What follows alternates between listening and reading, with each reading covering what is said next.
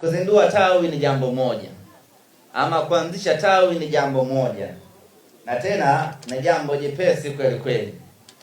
Jambo gumu linalofuata sasa ni kulilea, kulitunza, kuliendeleza, kulidumisha na kulisimamisha tawi lenu kuwa lina ustawi bora.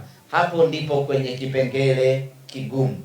Matawi mengi yanaangamia, matawi mengi yanakufa, matawi mengi yanafifia kwa sababu ya migogoro ya wanatawi wenyewe kwa wenyewe.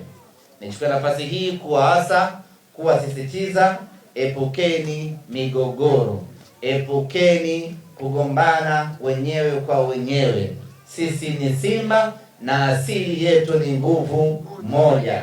Mkipishana maono, mkipishana mitazamo, ziko sehemu za kwenda kumaliza tofauti zenu. Iko ngazi ya wilaya, nendeni ngazi ya wilaya mkasuluhishe migogoro yenu. Iko ngazi ya taifa, nendeni ngazi ya taifa mkasuluhishe migogoro wenu. Kukimbilia kwenye vyombo vya habari haijawahi kuwa suluhu na haijawahi kusimamisha tawi lolote.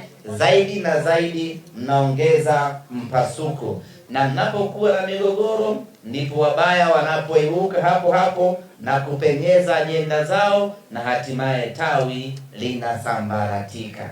Epukeni kabisa maisha ya kukimbilia kwenye mitandao, maisha ya kusemana kwenye vyombo vya habari. Simba tunavyo vyombo vyetu vya kutatua mambo yetu, tufuate vyombo hivyo. Vimeelekezwa kwenye katiba yetu ya Simba Sports Club, na madhari ninyi mmeshakuwa familia rasmi ya Simba, maana yake mnatakiwa kuisoma, kuifahamu na kuifuata katiba ya Simba Sports Club.